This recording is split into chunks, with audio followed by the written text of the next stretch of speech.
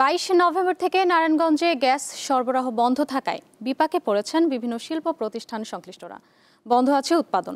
এ বিষয়ে জানাতে নারায়ণগঞ্জ থেকে যুক্ত হচ্ছেন সহকর্মী গৌতম সাহা। গৌতম, গ্যাস সরবরাহ স্বাভাবিক কবে হবে আর গ্যাস না থাকায় শিল্পে কি প্রভাব পড়ছে, অথবা গ্যাস কর্তৃপক্ষ কি জানাচ্ছে আমাদের জানান।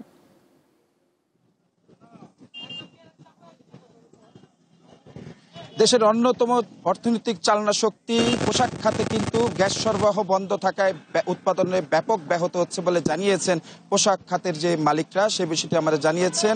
গত 22 নভেম্বর বিকাল 5:30 থেকে উড়াল সেতু যে রয়েছে মুক্তারপুর থেকে পঞ্চবটি যে উড়াল সেতু নির্মাণাধীন পাইপলাইন কাজ করার সময় কিন্তু সেই 22 ইঞ্চি ব্যাসার্ধের যে তিতাসের পাইপলাইনটি ছিল সেটি কিন্তু কর্তন হয়েছেন এবং সেই ক্ষেত্র থেকে সিদ্ধিরগঞ্জের গোদনাইলের মেইন গ্যাসের যে সরবরাহ রয়েছে সেখান থেকে কিন্তু বন্ধ করেছে বলে জানিয়েছেন তিতাসের কর্তৃপক্ষ। যে বিষয়টি আমরা জানতে পেরেছি, এই গ্যাস সরবরাহ বন্ধের কারণে যেভাবে আবাসিক এলাকায় মানুষের দুর্ভোগ পোহাতে হচ্ছে, সেই সাথে পোশাক কারখানায় কিন্তু তারা উৎপাদনে ব্যাহত হচ্ছে বলে জানিয়েছেন।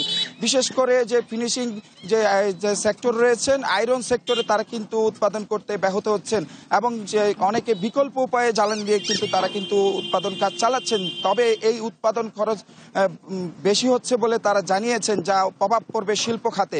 সেই সাথে তারা যে বিষয়টি জানিয়েছেন, এখন পর্যন্ত তিতাসের কর্তৃপক্ষ এবং উড়াল যে প্রকল্পের পরিচালকরা রয়েছেন তারা কিন্তু এখন পর্যন্ত এই যে লাইনটি কর্তন হয়েছেন এবং তিতাসের গ্যাস সরবরাহ কিন্তু স্বাভাবিক করতে পারেনি, মেরামত কিন্তু শেষ করতে পারেনি। আমরা কথা বলেছিলাম তিতাসের যে ব্যবস্থাপক রয়েছেন মশিউর রহমান, তিনি যে বিষয়টি জানিয়েছেন এখন পর্যন্ত তারা কাজ করে যাচ্ছেন, যেহেতু এটি মাটি খোঁড়ার কাজ হয়েছেন এবং যেখানে মাটি যে রাখার যে ব্যবস্থা রয়েছে সেটি কিন্তু মাটি পড়ে যাচ্ছে, যার কারণে কিন্তু তাদের যে নির্মাণ করার মেরামত করা কিন্তু ব্যাহত হচ্ছে, যে বিষয়টি জানিয়েছেন।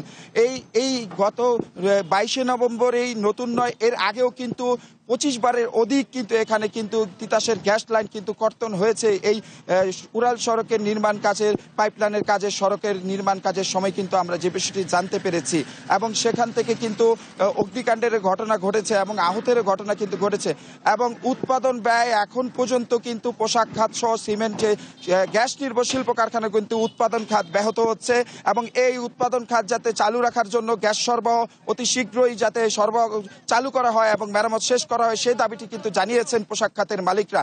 এই ছিল আসলে আমার কাছে এখন পর্যন্ত তিতাসের গ্যাস সরবরাহ বন্ধের সর্বশেষ। গৌতম, আপনাকে ধন্যবাদ। আপনি খবর রাখতে থাকুন, আমরা পরবর্তীতে আবার আপনার সাথে যুক্ত হওয়ার চেষ্টা করব।